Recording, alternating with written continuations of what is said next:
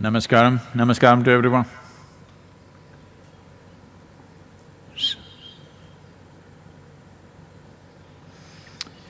Well,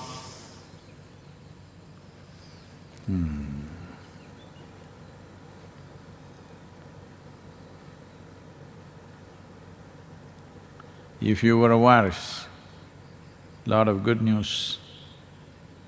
Being human beings, lots of bad news.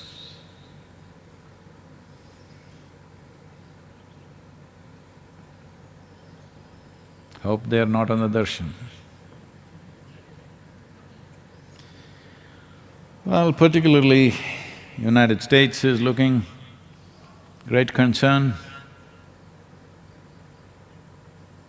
Well, the declared number of fatalities has crossed 37,000. And it's moving into more geographically a bigger spread.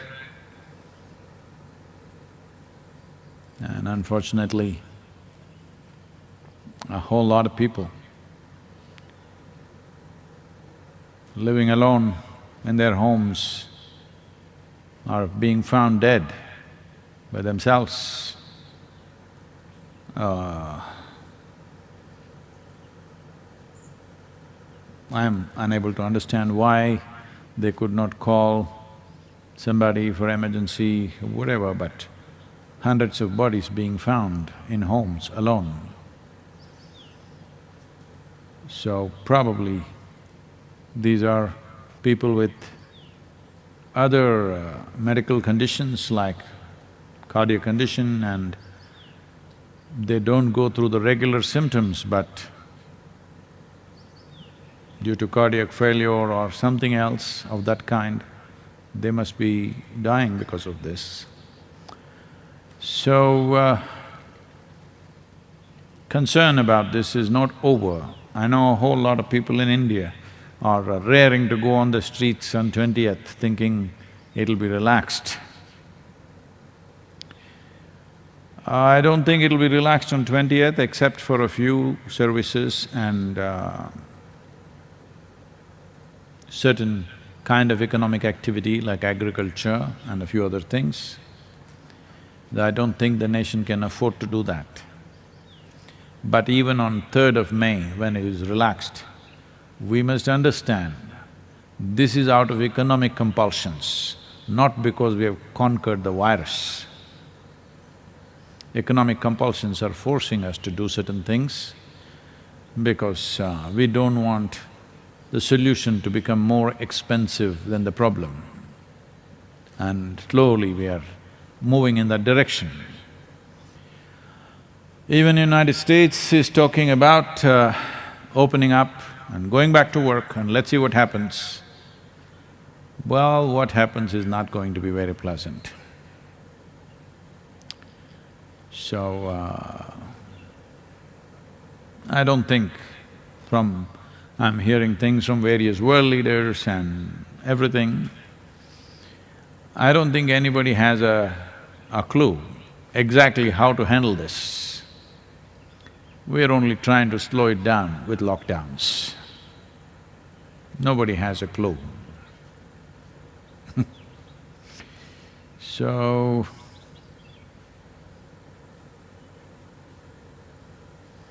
this is a war without shooting a bullet, a big lesson for the whole humanity. Because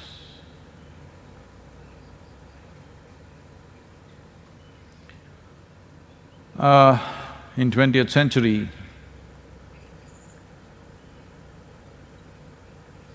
we've had many wars, 2 wars, which could be called as World War, where the casualties were all in millions. When the World War I happened, in many ways, because it's in the same geographical space, Europe, that's where it started. And people thought, never again we're going to do this mistake again, because It was such a disaster. In 2018, when the war ended, as if that was not enough, the Spanish flu happened. Over 50 million people died across the world, including probably 3 million in India. After that experience, in many ways, people thought, this is it, we are not going to do this again. But within the same generation's life, not even the next generation, within the span of that generation's life, we went in for a second world war, which, if you look back and see, from World War I, what kind of weaponry they were using, and World War II, what kind of upgrade happened. If you look at that, obviously, after World War I, everybody was preparing for World War II, because such a huge upgrade in the type of weaponry that was used. So, they spent those like nearly 30 years mainly upgrading weaponry so that they could cause a bigger disaster, which they did. After World War II, well, the formation of world bodies to see that wars don't happen, but some of the statistics say, this statistic is in 2000, it is still true, I think, because since 2000 so many wars have happened.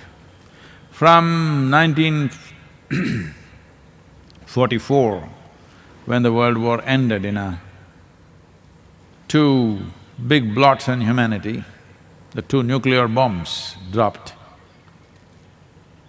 on people who did not know what the hell it is.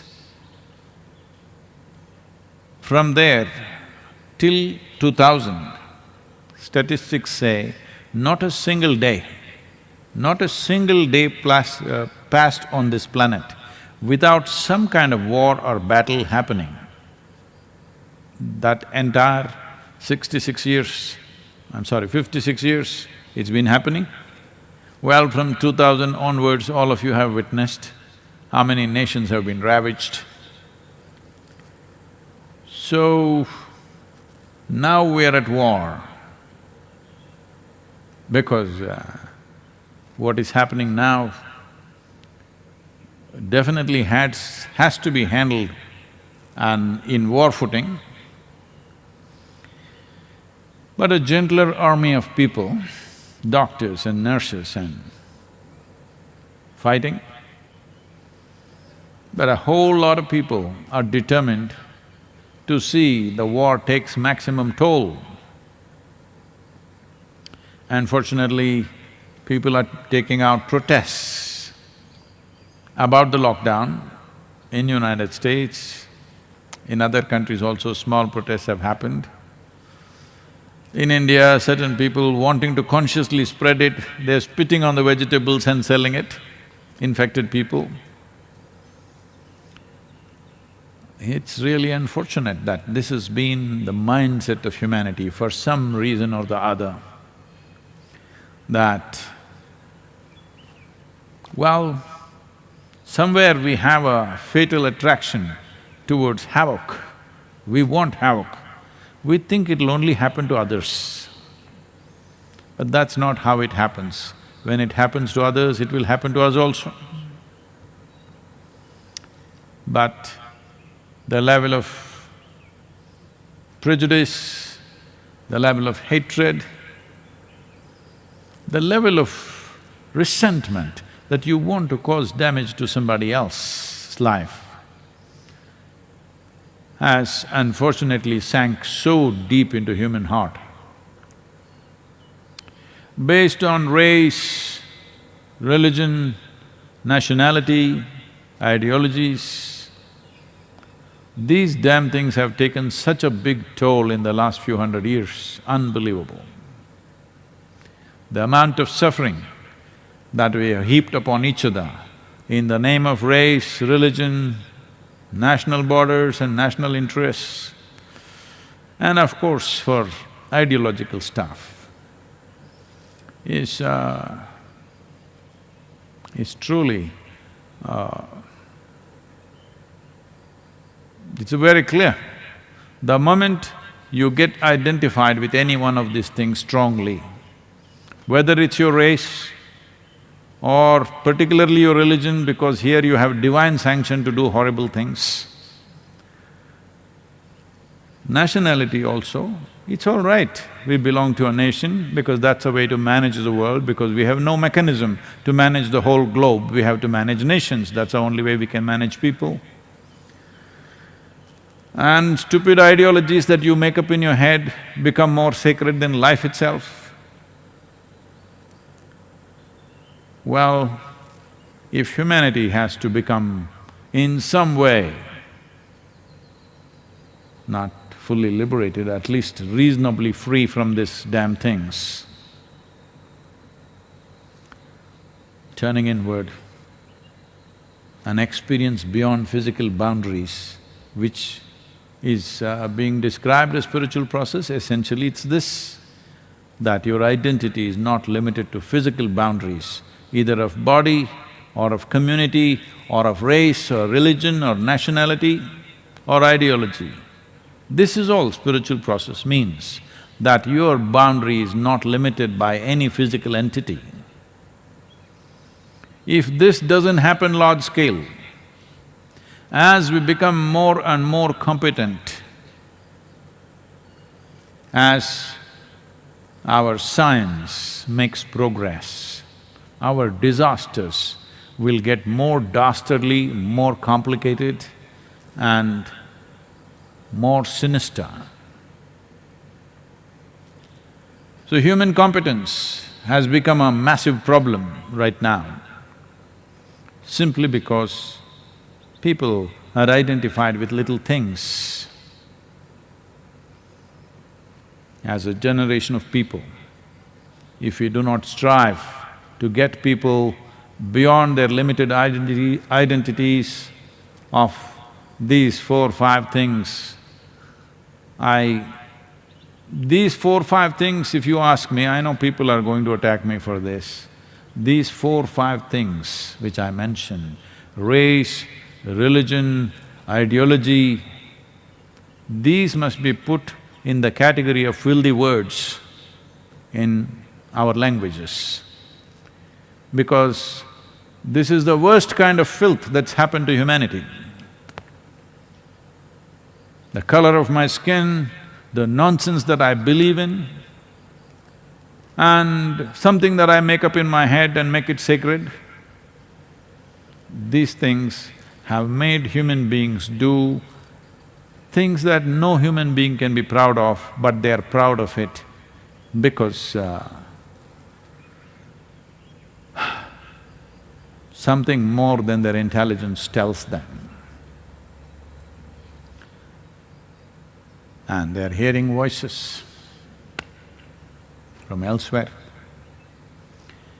So, at a time like this, every sensible human being on this planet, if we don't stand up and act now, well, it clearly shows we are not interested in the future well-being of human race. That's what it means.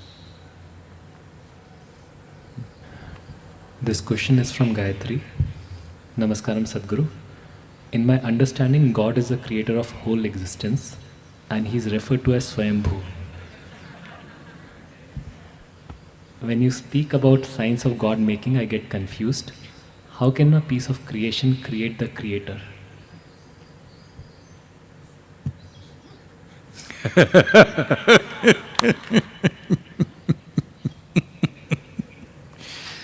What do I do? In your understanding, God is the source of creation, is it? What is that? He's a creator, so how can a piece of creation create the creator? No, we'll come to the second part. First, your understanding. That He's a creator of whole existence. Okay. First thing is, you do not know what is whole existence, nobody knows. When you do not even know the whole existence, how come you know the creator? I'm saying, if you can't see the product, you have no ability even to see the product in its fullness, you just seeing a minute part of it. But now you know who made it and what's his quality, how he does it, everything you know. So there is a serious problem in your understanding. You cannot call this understanding. This is simply a certain arrogance in a human being, that you don't have the humility to say, I do not know. So you understand every damn thing in a damn stupid way. And if you gather 1,000 people around you with the same stupid belief, you become a powerful force and you have connection with the Creator. Because when all the idiots say the same thing, among the idiots it becomes the truth. Well, you don't know where this creation begins, where it ends. But you know who created it and how. And you also know he created himself and his gender is masculine. All this you know.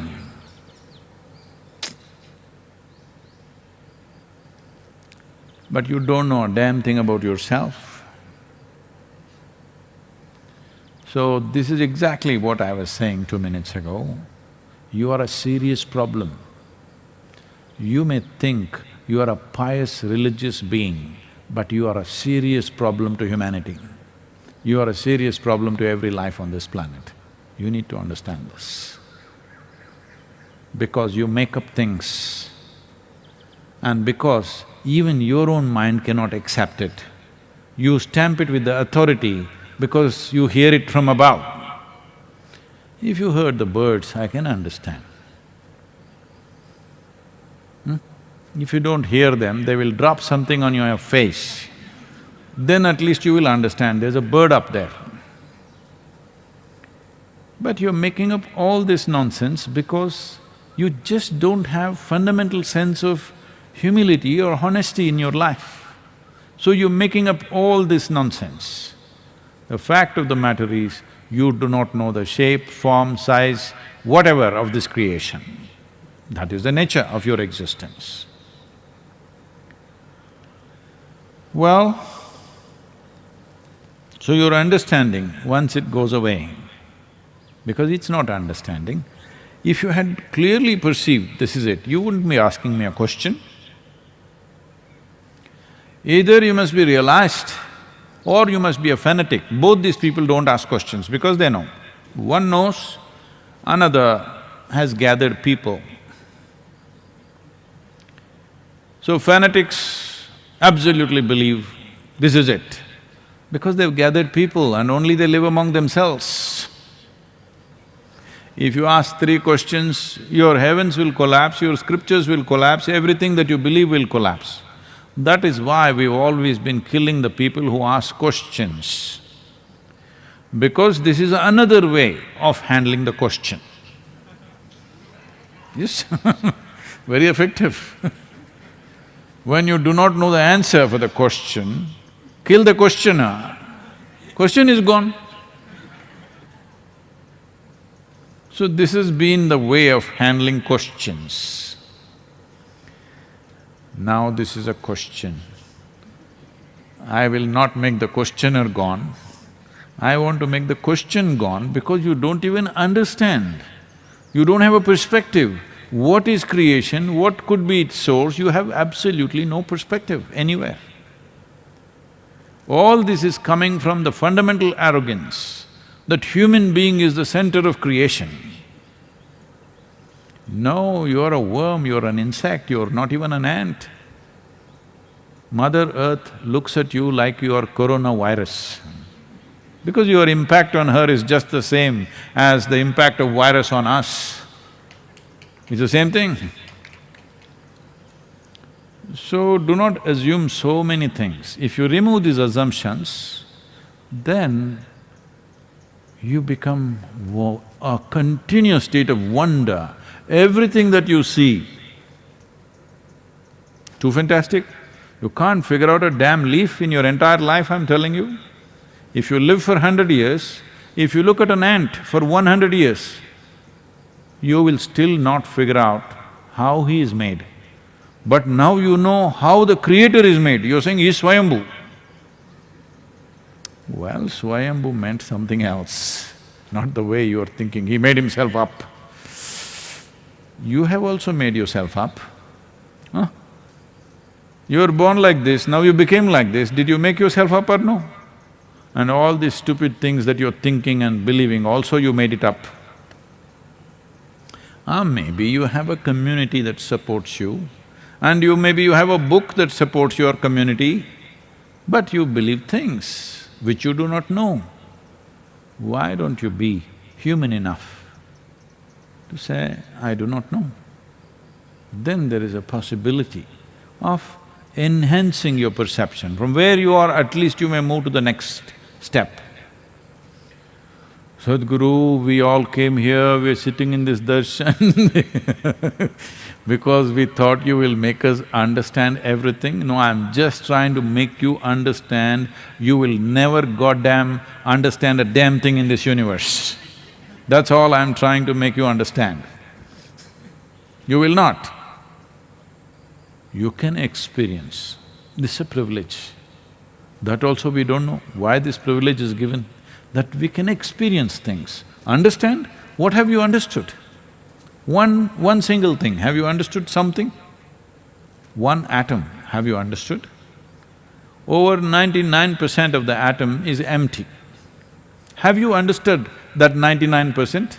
That 0.0001% something you have understood, out of that, well, the first thing you made is a bomb. Yes? That is the first thing you made, that is your understanding.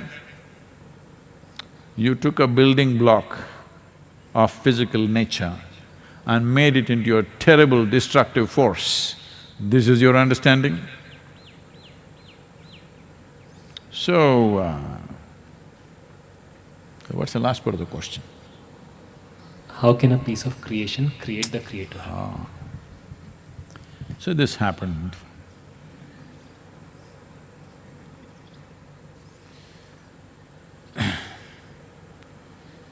Her son was in the American university. American university means anybody's children go to American university, the parents will be crossing their fingers and hoping they will come out of this 4 years without becoming addicts, without getting lost, without getting killed, something. I'm not trying to paint a very bad picture of a nation, but unfortunately, this has become the way of youth. If you spend 4 years there and come out without drugs or smoking or alcohol, you are like, you must have been a freak in your university. You are probably the only freak. So you know your child is not a freak. So mother is worried, what is he doing? So she decided for his birthday, she will send him a very ornamentally wrapped, kind of, bound Bible to him, hoping that he will open this book.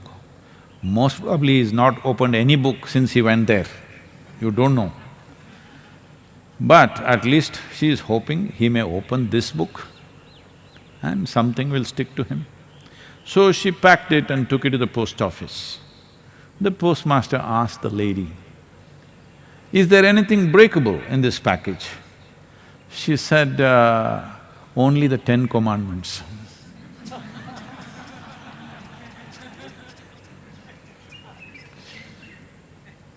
So, she's worried the son may break all of them.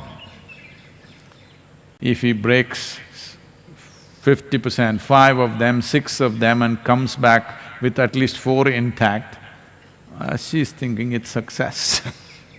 but worried that he may break all the 10 and come, and may not come. All parents are going through this in the world today, not only in America, everywhere. More so there because most trends start there and slowly it is becoming part of the world everywhere, including Indian urban areas. It's very much becoming like that. So, will I know the nature of the existence and the nature of the creator? You will never understand, but you can experience the nature because the nature of creation is such that, as I was saying, even with regard to virus, the nature of creation or the nature of life on this planet is such, life is all enmeshed. There is no such thing as you as a separate life. There are millions of bacteria living here within this, so many viruses living in this.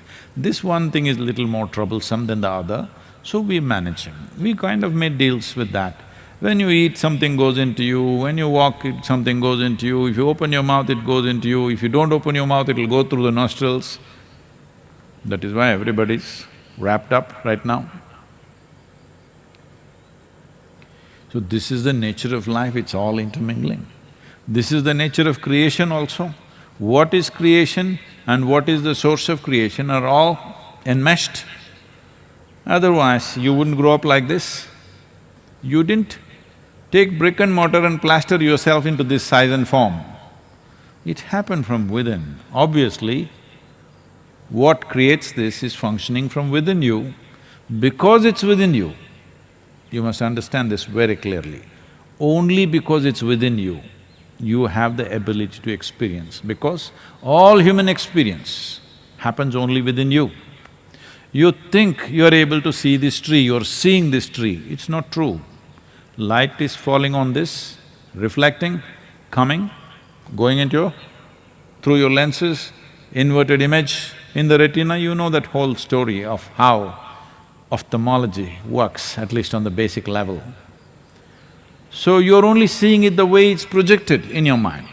How the parrot is seeing the tree, you don't know. How an ant is seeing the tree, you do not know. How an elephant sees the tree, you do not know. We have some vague idea, but you know how you're seeing it, that is the way you're seeing it. So, you're only experiencing everything. Light and darkness happens only within you. Pain and pleasure happens only within you. Joy and misery happens only within you. Agony and ecstasy happens only within you.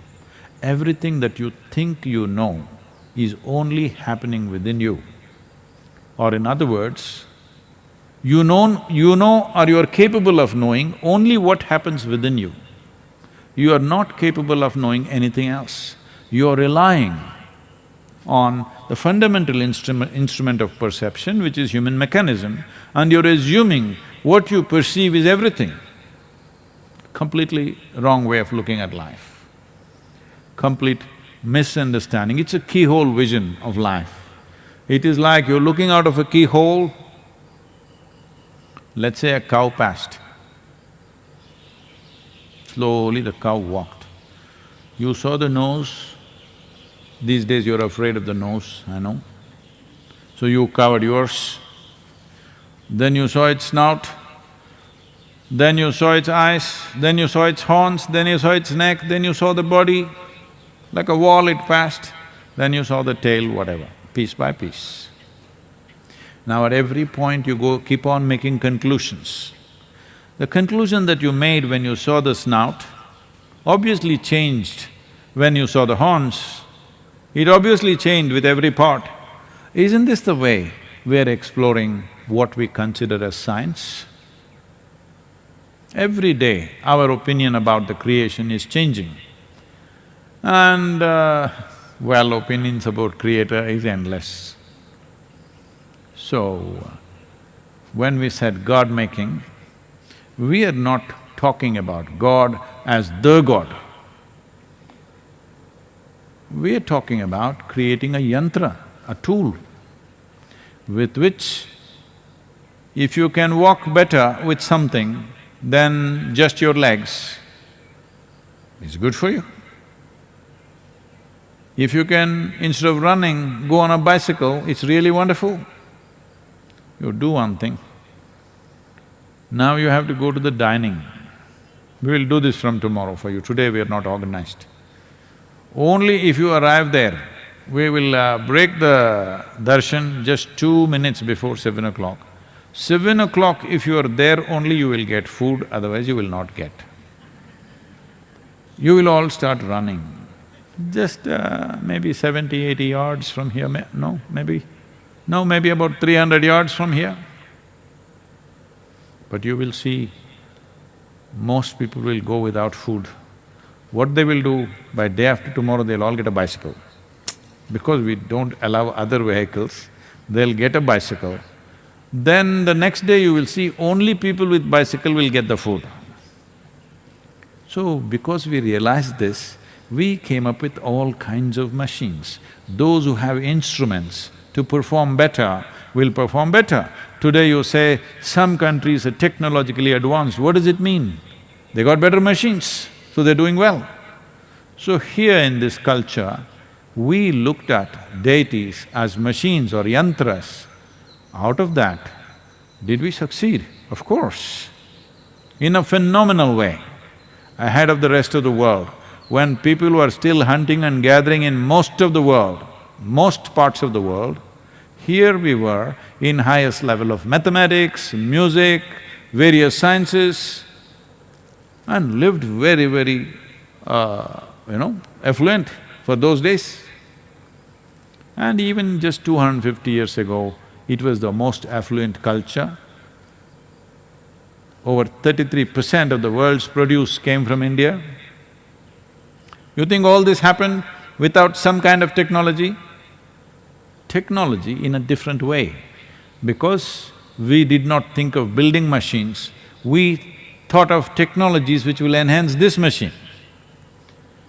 As this machine got more and more enhanced, the level of performance, intelligence, the intricacies of culture, this evolved like no other place. I'm not speaking this out of my nationalistic pride. I'm not made like that. But as people, as culture, nobody explored the inner mechanics of a human being as this culture did. Nobody invested that much time and energy for those dimensions of life. Everybody always thought out external conquest is the only success. So it produced great conquerors, Alexanders, Genghis Khans. We never produced anybody like that. Here, we produce sages and seers. This is the only culture. I want you to just look back and see. This is the only culture. Even today, our history is marked by our sages and seers and yogis of the time, not by the kings most of the time. Only in the last 300, 400 years we're talking about kings, otherwise largely we say this is the time of this sage and that is the time of that yogi, simply because we gave this significance to develop this machine into a high-performance machine, so that this machine functions in a way where it looks superhuman, not physical performance, in terms of perception, because we saw that only by enhancing perception, life can be enhanced, simply there is no other way. If you want to enhance yourself, you must be able to see something, you must be able to hear something, you must be able to know something that normally people are not able to know. In this context, we created deities. Well, the word God is an English word, they started using God's word. They call everybody, every yogi, every sage and seer in this country, these idiots who have been educated in English education in India, including myself, they call all of us God-men. Did anybody ever claim we are God-men? But they're using that word. I've been protesting in many places. I said, there are no God-men anywhere, nobody has claimed, it's you, goddamn men who are creating these God-men.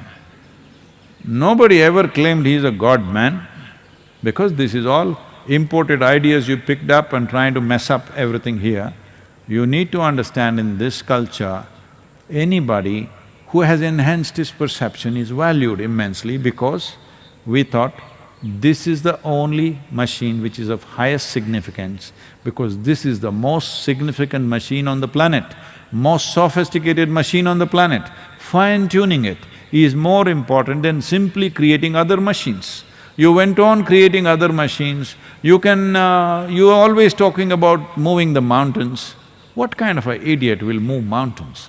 I'm saying. Hello, you want the mountain to be moved here? It once happened.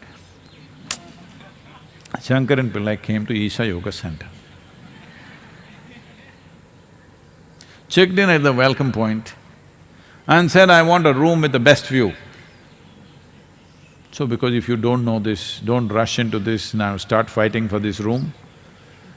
The Chitra block, first floor, has the best view. Now, of course, now Shivapadam has come, it's different. But otherwise, Chitra block, first floor, always had the best view in this part of the ashram. So they put him on the first floor Chitra block. Next day he came to the welcome point and freaked. He said, I asked for a room with a view. There is no damn view in my room. They said, sir, we've given you Chitra block, first floor, isn't it? That has the best view. Where is the view? The damn mountain is in the way. Right now, you are deceiving yourself because you have not made any efforts to handle your intelligence properly. Your intelligence is the only problem right now, it's turned against you. You're deceiving yourself. Now what's deceiving? It happens in so many ways, in ways that you cannot imagine. It so happened, a pretty young woman got embroiled in a courtroom drama about husband and wife filing for divorce. She got embroiled. So in that the other counsel who was representing the opposite side, the wife's side, he questioned this girl, is it true you held this man's hand and walked into this hotel and only next day morning you came out? Is it true? She said, but I was deceived. So the lawyer asked, how were you deceived? Well, when we checked in, he told the clerk that I'm his wife. I was deceived. You're not getting it. It's okay. So you don't get such things, that means you're free of deception, very good.